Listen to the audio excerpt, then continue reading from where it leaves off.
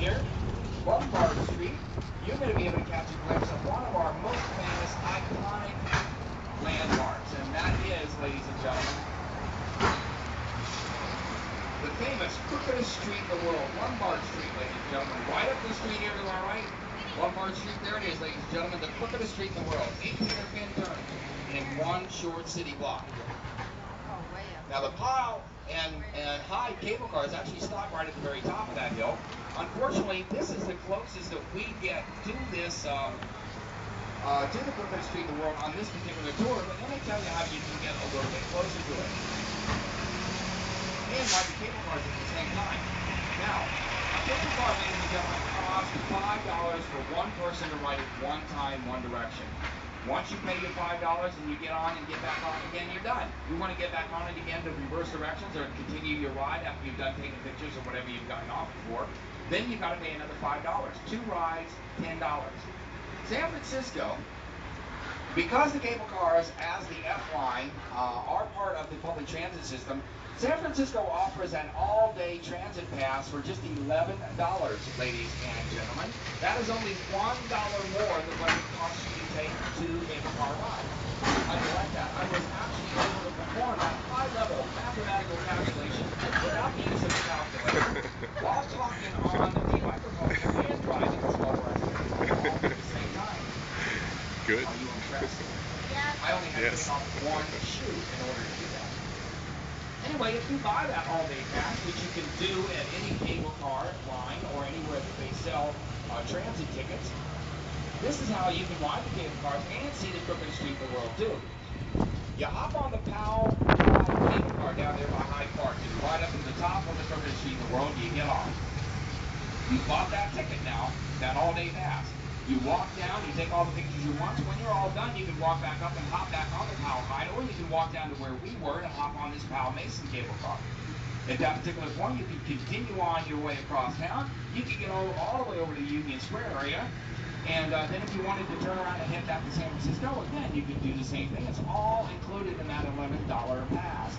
If you're done with cable car riding and you want to ride on the historic streetcar, the F line, then you just get off at Powell and Market Streets, walk out on the Market Street, you can catch the F line, return to San Francisco following the Embarcadero, or you can go out to the historic Castro District, and you can check out Mission Dolores, one of the 21 Franciscan missions that were built, the oldest mission in San Francisco. You can check out the gay lesbian area in San Francisco, the beautiful murals, the Hispanic region that's out there.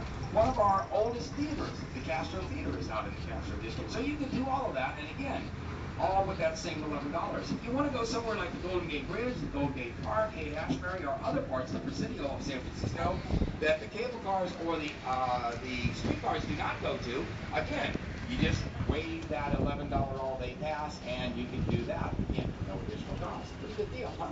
Now, why are cable cars, ladies and gentlemen, so unique to San Francisco and so loved by San Francisco residents and natives?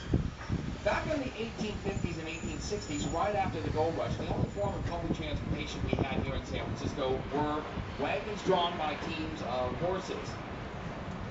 In the 1860s, a Scottish engineer by the name of Andrew Halliday came to San Francisco, and in 1869, he viewed a terrible accident on a slippery, foggy morning. As he watched a team of horses laboring to pull a wagon up a hill, a heavily laden wagon, they lost their footing, they were dragged back down the hill, and many of them were maimed and or killed. Being an engineer and a horse lover, he looked at the accident with horror and he said, you know what, there's got to be a better way to do this. So he came up with the concept of the cable car. Now, cable cars are relatively simple apparatus, ladies and gentlemen. You see 3 metal rails down in the streetway here. The right one and the left one are for the 4 wheels, the metal wheels of the cable car. The center one has a slot in it. About 18 inches below that slot, there runs a continuously running 10.1-mile long cable. Now, a cable car only has 2 operating levers. One is the brake lever, and the other is the grip lever. When the cable car operator wants to make the cable car he or she releases the brake lever and then pulls the grip lever. The grip lever goes through that slot, through the bottom of the cable car, through that slot, and it grabs a hold of that cable and takes off at a mind-bending speed of 9.5 miles per hour.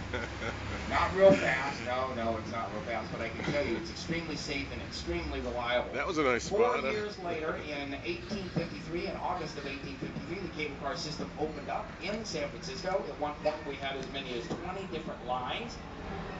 There were also 28 or 30 different cities around the world and around the country which adopted the cable car system. They have all gone away, ladies and gentlemen, all of them, other than the 3 that we talked about here in San Francisco. The only place you can find